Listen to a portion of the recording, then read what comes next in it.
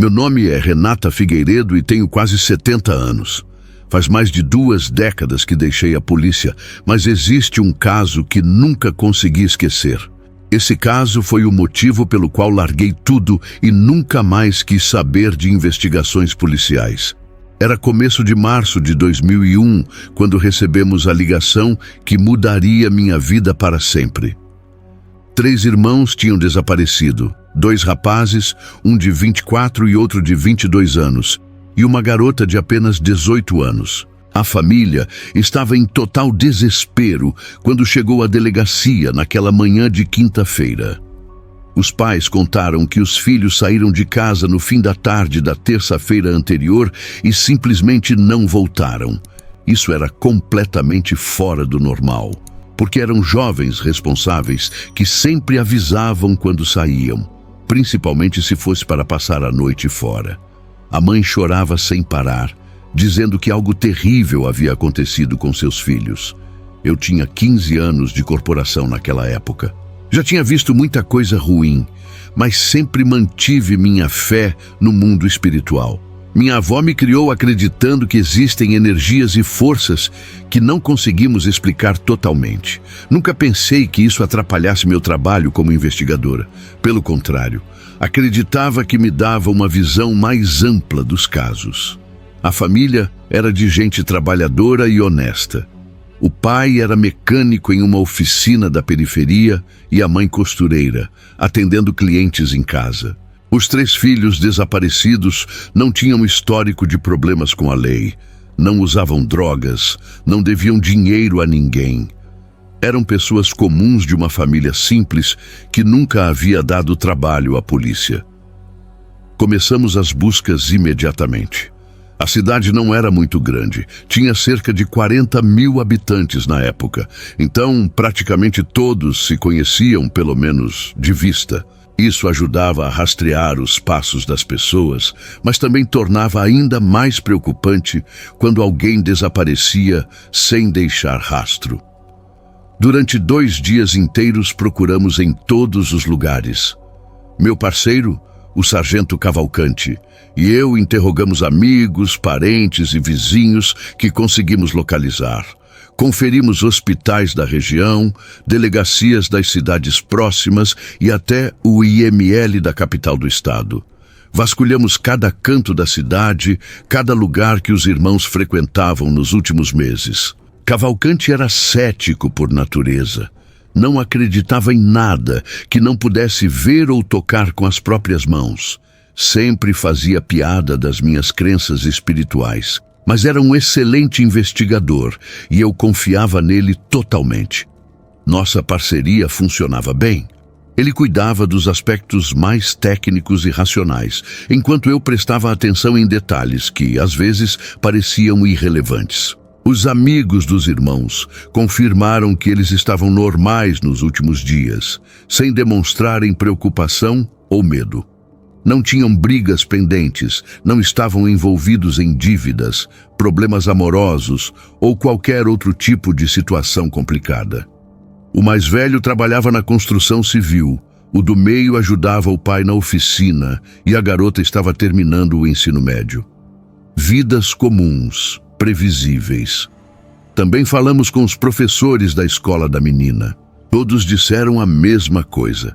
Era dedicada, tímida, sem problemas de comportamento. Tinha poucos amigos próximos, mas se dava bem com todos. Nunca se envolveu em confusão, nem mostrou interesse por coisas perigosas. No 3º dia de buscas, quando já estávamos prestes a expandir a investigação para cidades mais distantes, um fazendeiro apareceu na delegacia. Era um senhor de uns 60 anos chamado Seu Sérgio, dono de terras em uma região mais afastada da cidade. Ele parecia nervoso, perturbado, como se tivesse visto algo que o deixou profundamente abalado. Sérgio contou que, na madrugada anterior, tinha visto luzes estranhas em uma área isolada de sua propriedade, perto de uma mata fechada que ficava a uns 15 quilômetros do centro. Não eram luzes comuns, piscavam de forma irregular, mudando de vermelho para amarelo. Além disso, Disse ter ouvido sons vindos daquela direção. Gritos que não sabia dizer se eram de pessoas ou de animais. Foram gritos muito estranhos, senhora policial, disse ele olhando fixamente para mim. Não eram como os de alguém em perigo. Eram diferentes, mais desesperados, como se viessem de alguém passando por algo terrível. Ele também mencionou que seus cães ficaram agitados a noite inteira, uivando sem parar em direção à mata, recusando-se a comer ou beber água. Isso era incomum, já que estavam acostumados com os barulhos da mata e raramente se agitavam sem motivo. Esse local era conhecido na região, mas não da forma que se poderia esperar. Os mais velhos sempre contavam histórias sobre ele. Diziam que era um lugar onde coisas estranhas aconteciam. Minha avó, que nasceu e cresceu por lá, já tinha me falado várias vezes sobre essa área durante a infância. Segundo ela, era um lugar de energia pesada, onde as pessoas deviam evitar ir, principalmente à noite. Contava histórias de gente que entrava lá e saía completamente diferente, ou que nunca mais voltava. Eu nunca levei essas histórias muito a sério. Achava apenas superstições de gente antiga. Mas quando Sérgio mencionou aquele lugar em específico, um arrepio gelado percorreu minha espinha. Cavalcante, sempre cético, sugeriu que as luzes poderiam ser reflexos de carros na estrada distante ou talvez caçadores ilegais usando lanternas. Mas eu tinha a sensação de que aquilo estava ligado ao desaparecimento dos irmãos. Era pura intuição, algo que Cavalcante criticava, mas que já tinha me ajudado em muitos casos complicados. Decidimos investigar na mesma hora.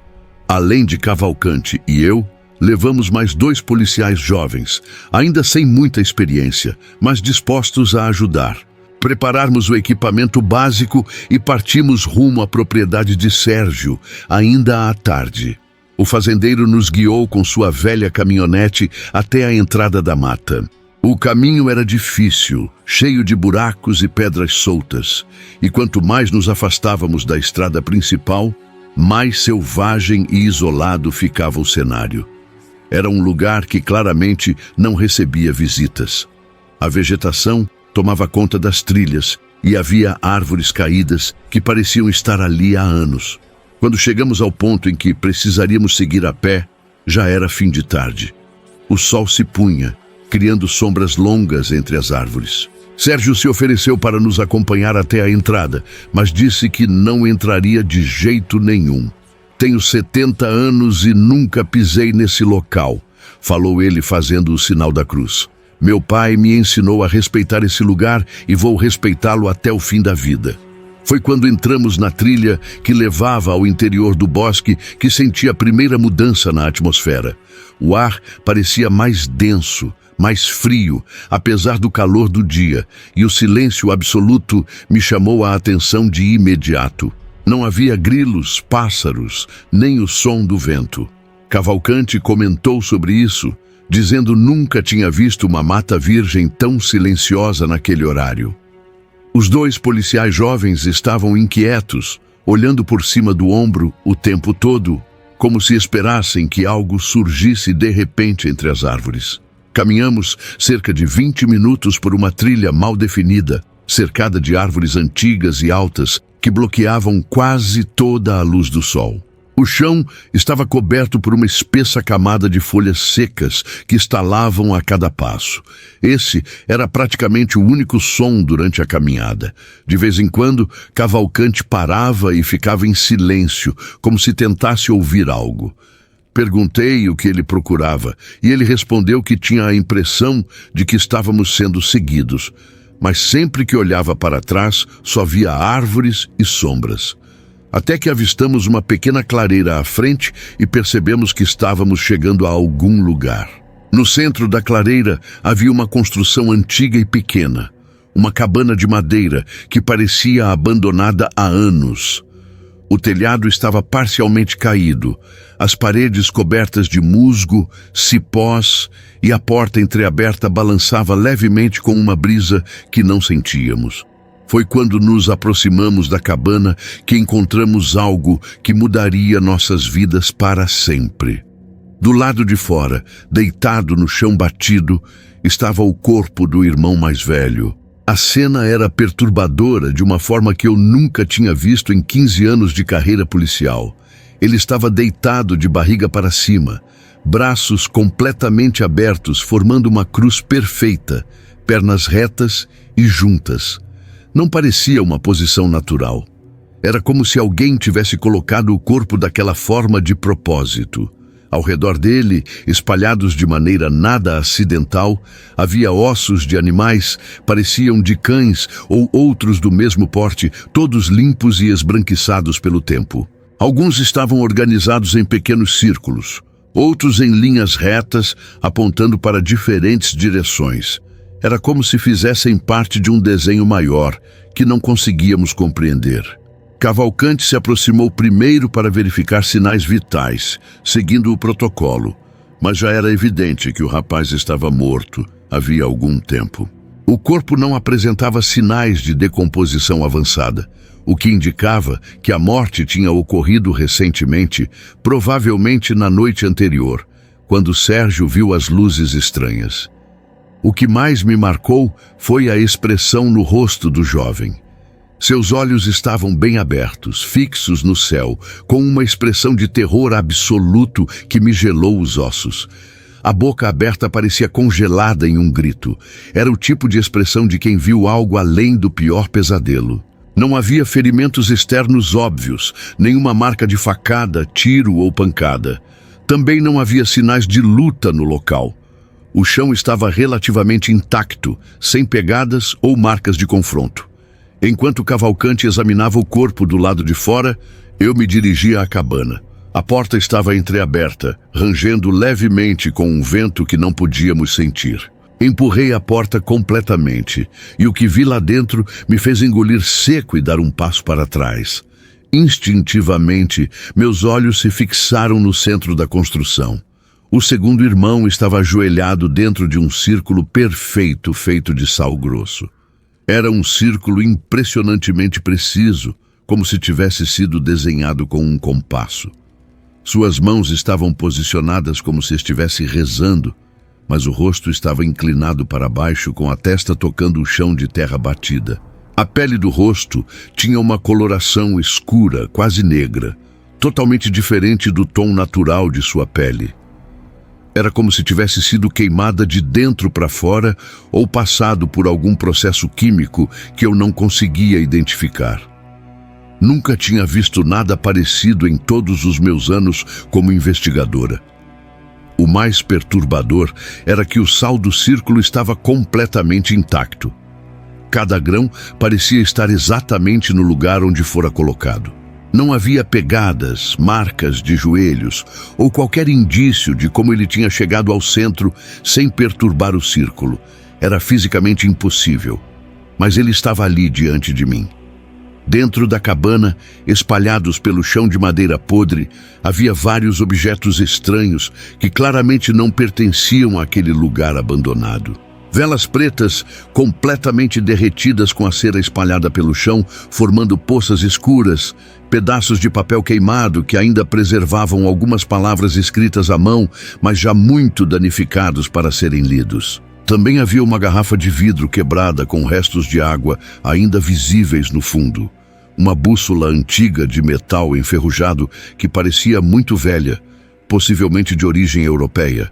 Pó de carvão espalhado em alguns cantos, formando pequenos desenhos ou símbolos que eu não conseguia interpretar. Mas o que mais me chamou a atenção foi um pequeno gravador de fitas cassete, desses antigos, caído no chão perto do corpo do jovem. O aparelho parecia estar em bom estado, apesar da umidade e das condições precárias da cabana. Havia uma fita dentro e o botão de gravação estava pressionado. Cavalcante entrou atrás de mim e ficou parado alguns minutos, apenas observando a cena em silêncio. Em todos os anos que trabalhamos juntos, nunca o vi tão visivelmente abalado diante de uma cena de crime. Seu ceticismo habitual parecia ter desaparecido completamente diante do que estávamos vendo. "Renata, isso não faz sentido nenhum", disse ele finalmente apontando para o círculo de sal. Olha como está perfeito, sem uma única marca. Como diabos ele entrou aí sem tocar na Saul? Era exatamente a pergunta que me atormentava. O círculo estava intacto, mas o jovem estava no centro dele. Não havia explicação física para aquilo. Além disso, a posição do corpo era antinatural demais para ter sido assumida voluntariamente. Ninguém morre ajoelhado daquela forma, com a testa tocando o chão. Peguei o gravador com cuidado, usando uma caneta para não contaminar possíveis impressões digitais. A fita ainda estava dentro e havia algo escrito na lateral do cassete, aparentemente o nome do dono. Era o nome do irmão do meio, o que estava ajoelhado no círculo. Guardamos o gravador para examinar depois na delegacia. Primeiro precisávamos encontrar a irmã mais nova. Se ainda estivesse viva, poderia estar ferida ou em perigo, e cada minuto era crucial para salvá-la. Enviei os 2 policiais mais jovens para vasculhar a área ao redor da cabana, em busca de qualquer sinal da garota. Eles pareciam aliviados de poder sair daquele ambiente sufocante e perturbador.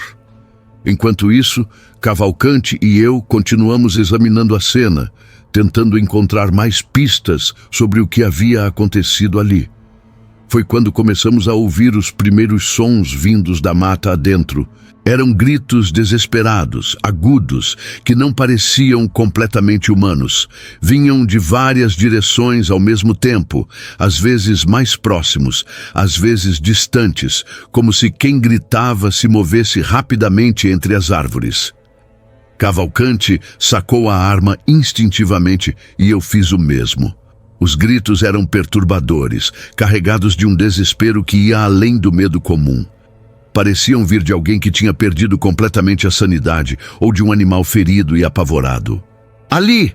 gritou um dos policiais mais jovens, apontando para uma direção entre as árvores densas. Saímos correndo em direção aos gritos, deixando a cena do crime temporariamente para trás. A floresta era muito fechada, cheio de galhos baixos e raízes expostas que atrapalhavam nosso movimento. Os gritos continuavam mudando de direção o tempo todo, como se a pessoa estivesse correndo em círculos ou em zigue-zague. A perseguição durou uns 10 minutos. Era difícil manter a direção certa porque os sons ecoavam entre as árvores de forma confusa. Várias vezes pensamos estar perto, mas os gritos se afastavam novamente antes que conseguíssemos localizar a origem. Finalmente, conseguimos avistar uma figura entre as árvores. Era a irmã mais nova, mas a cena que vimos nos chocou de uma forma para a qual nenhum de nós estava preparado. Ela estava completamente nua, correndo entre as árvores de forma descontrolada, como um animal selvagem fugindo de predadores. Seu corpo estava coberto de arranhões profundos, terra e folhas. O cabelo estava totalmente embaraçado, cheio de galhos e sujeira. Parecia que tinha passado horas correndo, lutando contra a vegetação. Mas o mais assustador era seu comportamento. Quando nos viu, parou de correr por um instante e nos olhou, mas estava claro que não nos enxergava de verdade.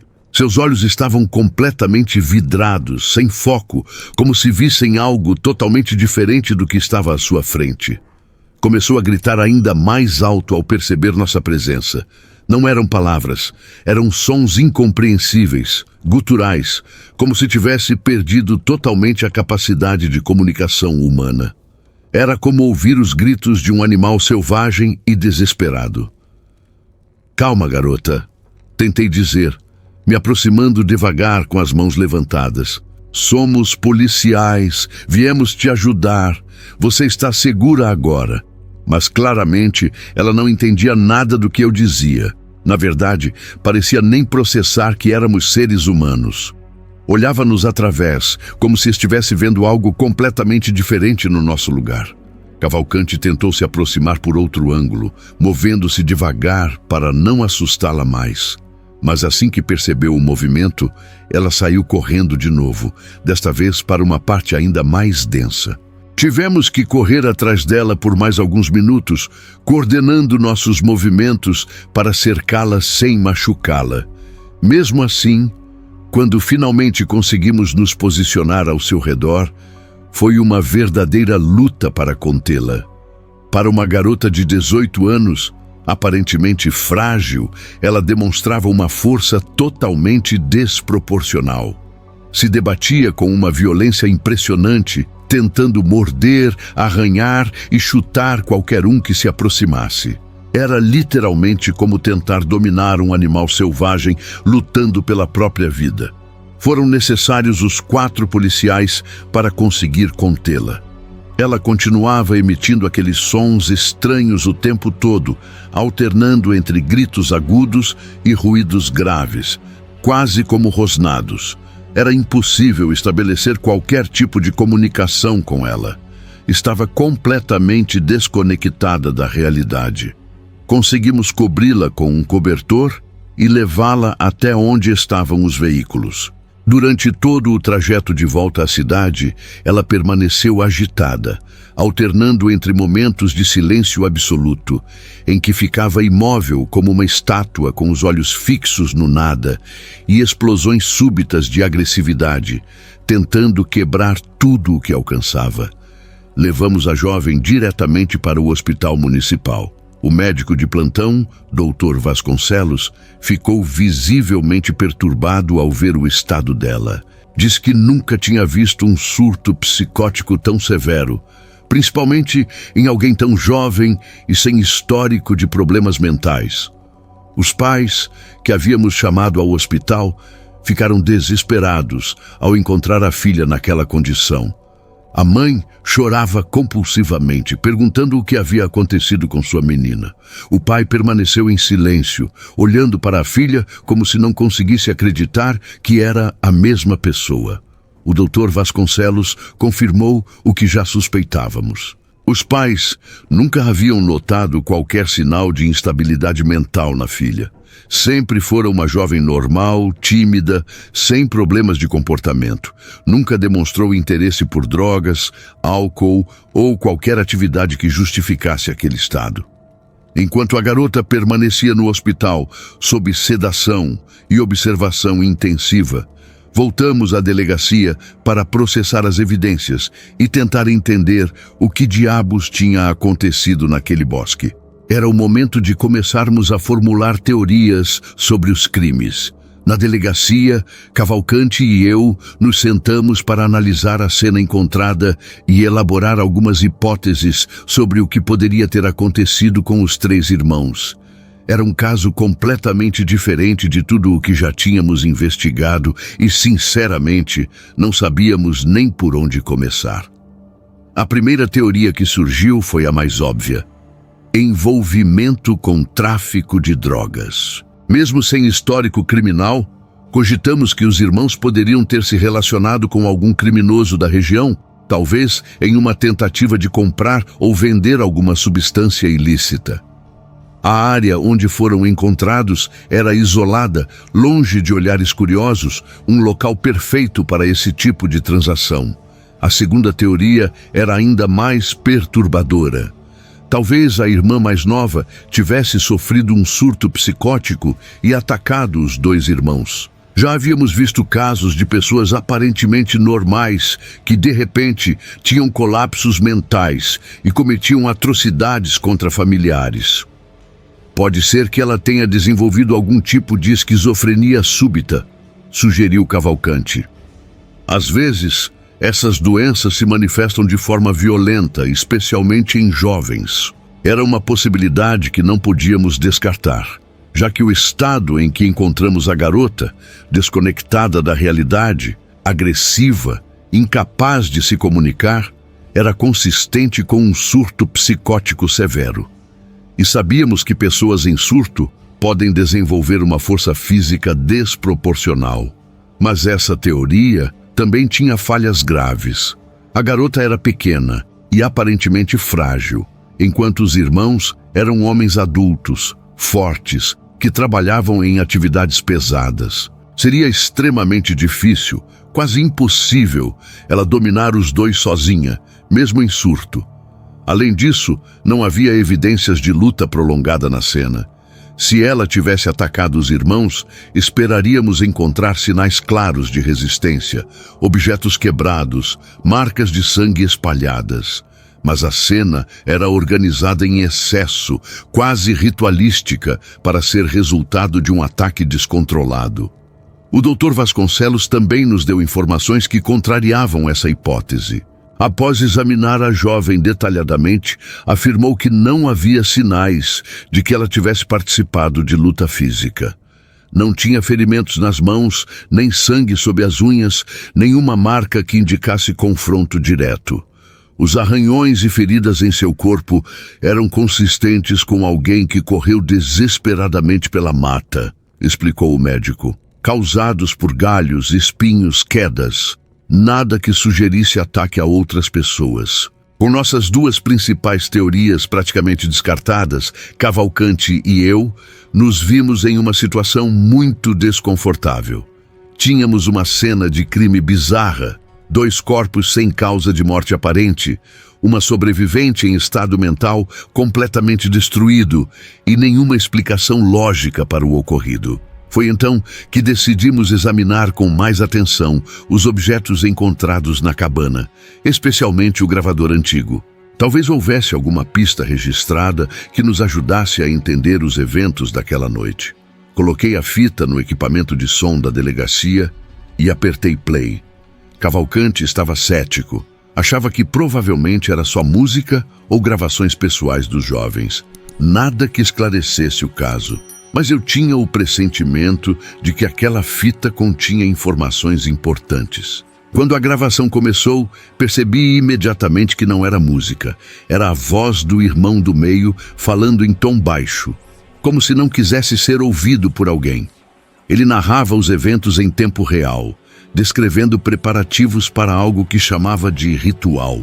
Cavalcante parou de anotar e me olhou com uma expressão de surpresa. Renata, que diabos esses garotos estavam fazendo aqui? A gravação continuava e ficava cada vez mais clara. O jovem descrevia detalhadamente os procedimentos que estavam seguindo. Falava sobre pesquisas que vinha realizando há anos, sobre a preparação daquele lugar específico para o que chamava de invocação. Era evidente que não se tratava de uma brincadeira de adolescentes. Sua voz soava séria, determinada, mas também nervosa. Ele acreditava completamente no que estava fazendo e falava do evento como se fosse algo de extrema importância, algo que mudaria suas vidas para sempre. Meu Deus, murmurei. Eles estavam praticando bruxaria. A palavra saiu da minha boca antes que eu pudesse refletir. Cavalcante me olhou com ceticismo, mas não disse nada. Continuamos ouvindo a gravação, e a cada minuto aquela teoria perturbadora parecia se confirmar. O jovem descrevia como haviam chegado até a cabana, como transportaram todos os materiais necessários para o ritual.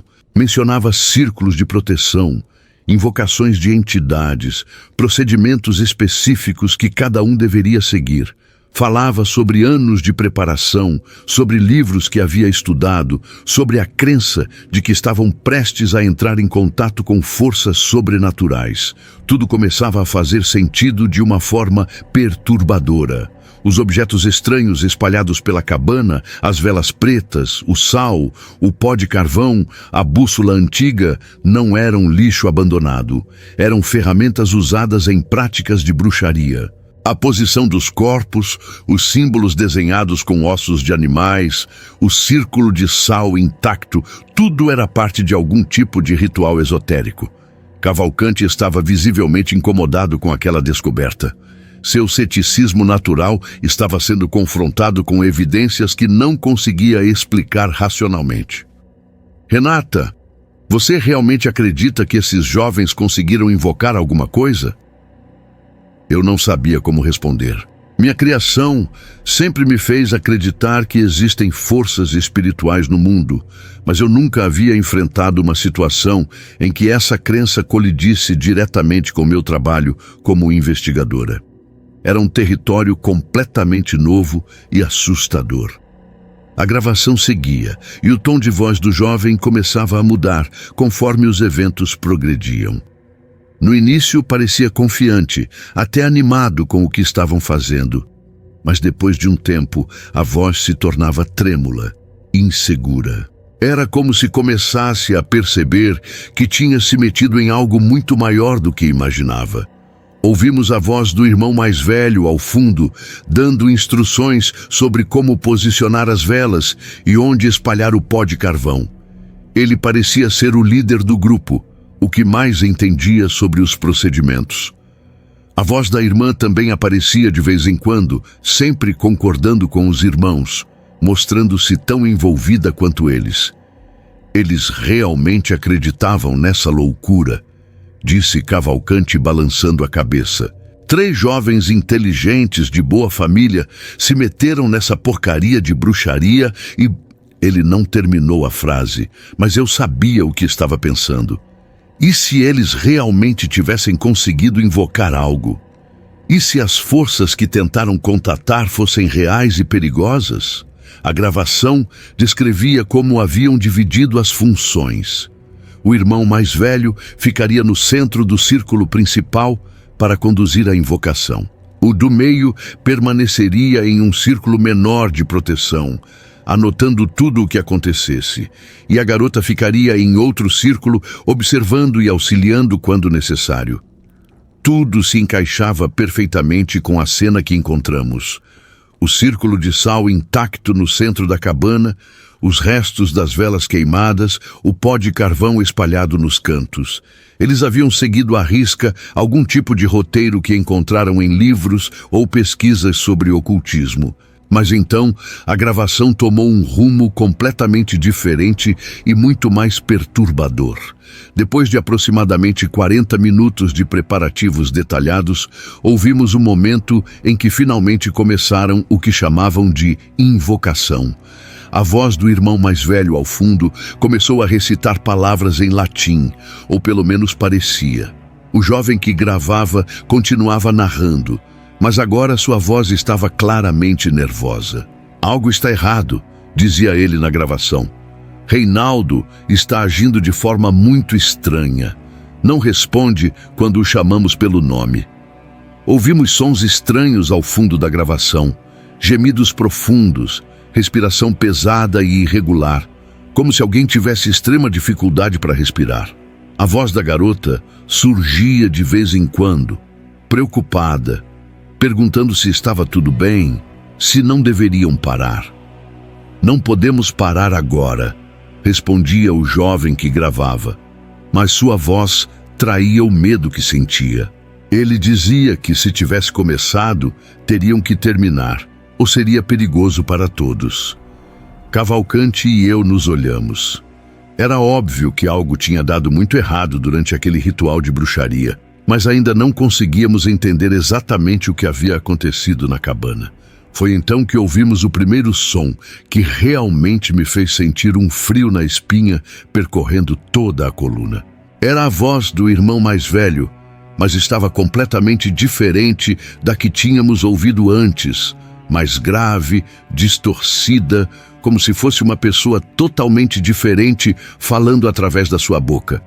E ele já não estava recitando em latim. O que dizia não fazia sentido algum. Falava sobre coisas que uma pessoa de 24 anos não deveria conhecer. Mencionava lugares e eventos históricos com detalhes que pareciam impossíveis para alguém da sua idade. Cavalcante pausou a gravação e me olhou com uma expressão que eu nunca tinha visto antes. Era um homem que não acreditava em nada sobrenatural, sempre tinha explicações lógicas e racionais para tudo. Mas naquele momento vi medo genuíno em seus olhos. Continuamos ouvindo a gravação, embora cada palavra nos deixasse mais perturbados. O jovem que narrava começou a soar desesperado, dizendo que o irmão não era mais ele mesmo, que algo o havia possuído durante o ritual de bruxaria. Está falando com uma voz que não é a dele, dizia na gravação. Sabe coisas que nunca aprendeu. Fala sobre lugares onde nunca esteve. Isso já não é meu irmão. A voz da garota aparecia chorando, suplicando que parassem com aquilo, dizendo que queria ir embora. Mas a voz distorcida do irmão mais velho começou a dar instruções específicas, comandos que os outros deveriam seguir. Não conseguimos entender tudo porque o áudio ficava confuso, mas uma coisa ficou clara. Estava ordenando que a irmã fizesse algo íntimo com ele. O jovem que gravava protestou violentamente, gritando que não deixaria que aquilo acontecesse. É nossa irmã. Você perdeu completamente a cabeça. Ouvimos sons de briga, gritos, coisas sendo derrubadas dentro da cabana. A garota estava chorando e gritando desesperadamente. Era um caos total, muito diferente do ritual organizado que havia começado horas antes. Não posso deixar que isso aconteça, gritava o jovem na gravação. Não importa o que você seja agora. Ela é nossa irmã e eu a protegerei.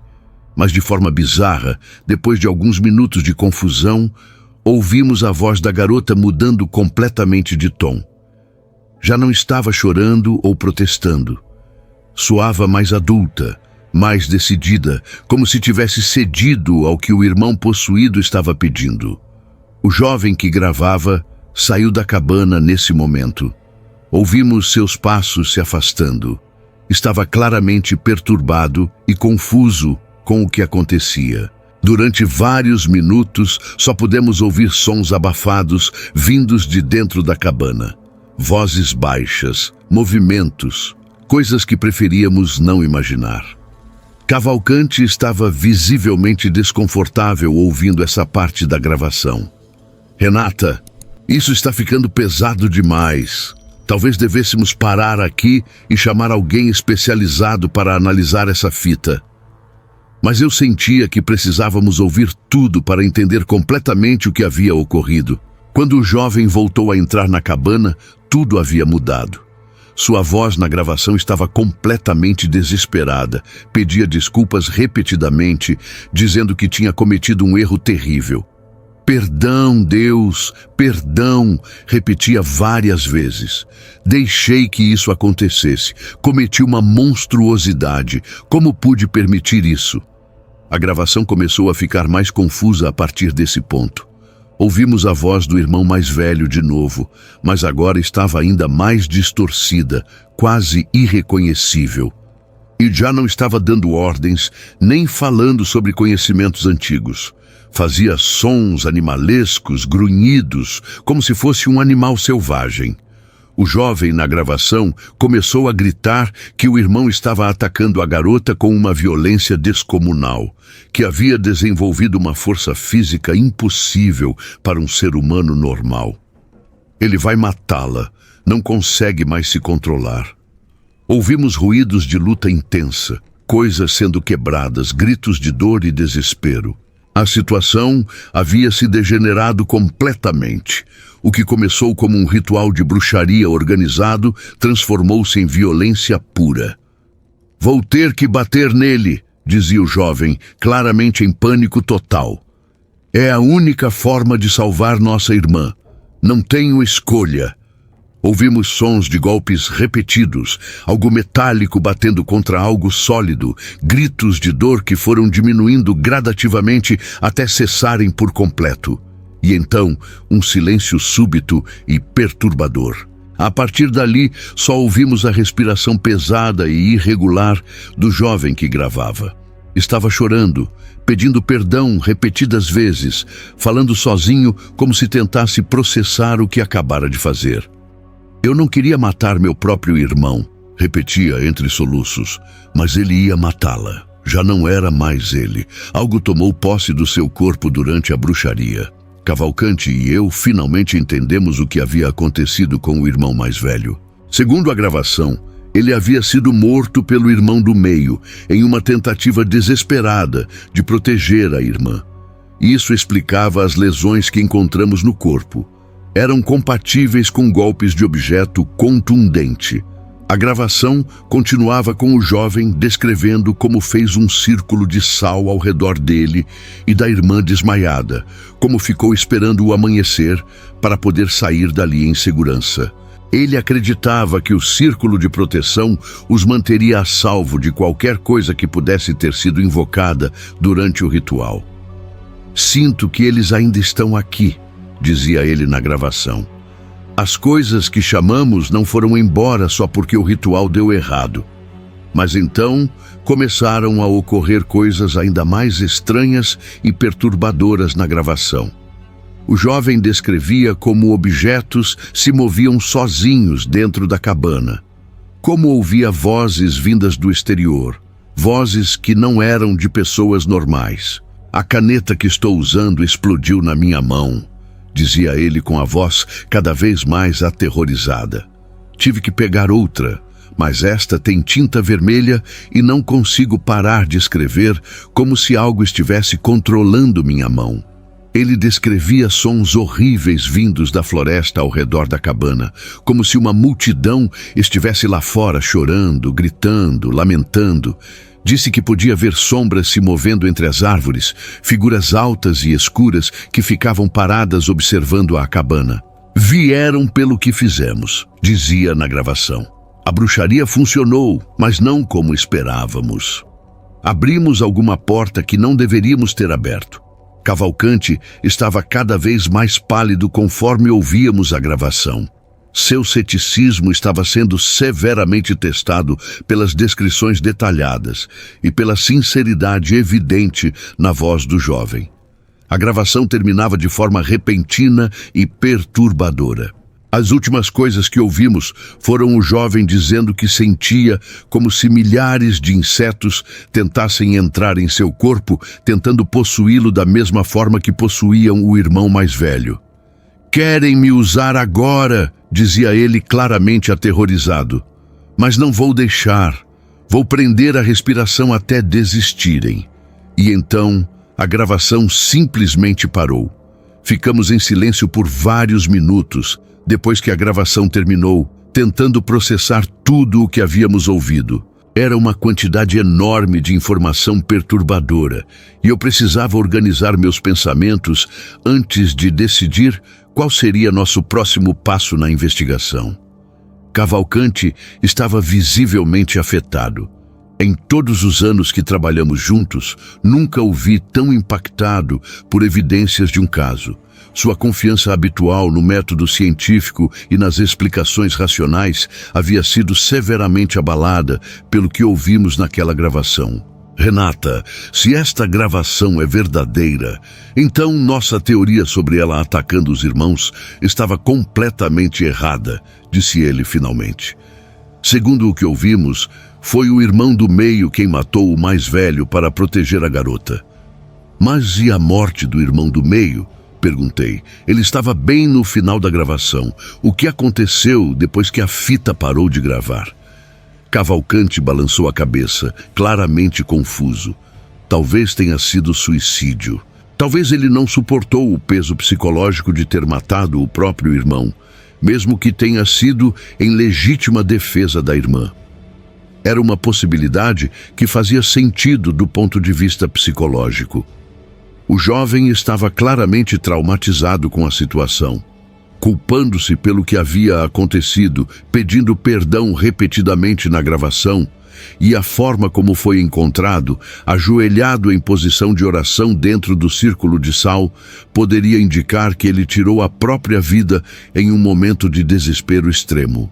Mas isso ainda não explicava aspectos cruciais da cena do crime.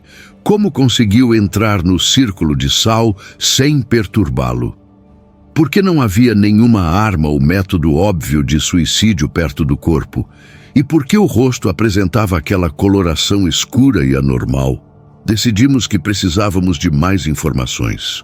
Voltamos ao hospital para tentar falar com a garota, ver se havia recuperado alguma lucidez desde nossa última visita, se podia nos contar algo sobre o que realmente aconteceu durante a noite do ritual de bruxaria. Quando chegamos ao hospital, o Dr. Vasconcelos nos deu notícias desanimadoras. O estado da garota não havia melhorado nada nas últimas 24 horas. Se algo parecia ter piorado, continuava alternando entre momentos de catatonia total e explosões súbitas de agressividade extrema. É como se sua mente simplesmente tivesse se desligado por completo, explicou o médico. Nunca vi nada parecido em 20 anos de prática. Ela não consegue formar palavras compreensíveis. Não responde quando alguém fala com ela. Não parece reconhecer nem mesmo seus próprios pais. O Dr. Vasconcelos disse que teriam que transferi-la para um hospital psiquiátrico especializado na capital do estado, porque não tinham recursos na cidade para lidar com um caso tão severo de trauma mental. Era uma decisão difícil para a família, mas necessária. Perguntamos se podíamos vê-la, mesmo que por alguns minutos, através do vidro de observação. O médico hesitou, explicando que ela ficava muito agitada na presença de estranhos, mas acabou concordando desde que não entrássemos no quarto. Quando a vimos através do vidro, meu coração se apertou. Era uma garota tão jovem, com toda a vida pela frente, e estava claramente destruída por dentro pelo que havia acontecido. Estava sentada no canto da cama do hospital, abraçando os joelhos contra o peito, balançando para frente e para trás repetidamente. Seus olhos estavam completamente vazios, sem qualquer expressão de reconhecimento ou consciência do ambiente. Era como se estivesse presa dentro da própria mente, incapaz de processar a realidade externa. Mas então, aconteceu algo que me arrepiou da cabeça aos pés. De repente, ela parou de se balançar e me olhou diretamente através do vidro. Não era o olhar vago e sem foco que havíamos visto antes. Era um olhar intenso, penetrante, como se realmente estivesse me vendo e reconhecendo. E por alguns segundos que pareceram uma eternidade, juro que vi algo diferente em seus olhos. Era uma inteligência adulta antiga que não deveria estar presente no olhar de uma garota de 18 anos. Era como se algo muito velho e experiente estivesse me olhando através dos olhos dela. Começou a mover os lábios, como se tentasse dizer algo, mas não podíamos ouvir o som através do vidro grosso. Cavalcante se aproximou mais da janela, tentando ler seus lábios, e de repente ficou pálido como papel. "Renata", disse ele com a voz trêmula. "Ela está repetindo seu nome." Olhei de novo e vi que ele tinha razão. Ela estava movendo os lábios de forma mecânica, repetindo "Renata, Renata, Renata" várias vezes, mas não como uma pessoa normal faria. Era robótico, como se fosse uma gravação se reproduzindo automaticamente. O Dr. Vasconcelos percebeu nossa agitação e nos retirou de lá imediatamente. Disse que a presença de estranhos às vezes causava episódios ainda mais severos na garota, que era melhor deixá-la descansar sem estímulos externos. Passamos o resto do dia revisando todas as evidências meticulosamente, tentando montar um relatório oficial que fizesse sentido para nossos superiores. Mas como explicar bruxaria, possessões e fenômenos sobrenaturais em um documento policial oficial? Oficialmente, nossa conclusão seria que os 3 irmãos se envolveram em algum tipo de ritual relacionado a crenças esotéricas, que algo deu errado, causando um surto psicótico coletivo, resultando na morte dos 2 homens e no trauma psicológico severo da irmã. Era a explicação mais racional que podíamos dar, baseada nas evidências disponíveis. Mencionaríamos a gravação como evidência de que estavam praticando algum tipo de ritual, mas evitaríamos especulações sobre aspectos sobrenaturais. Mas, no fundo, eu sabia que havia muito mais nessa história do que podíamos entender ou explicar através de métodos convencionais de investigação policial. Aquela noite não consegui dormir.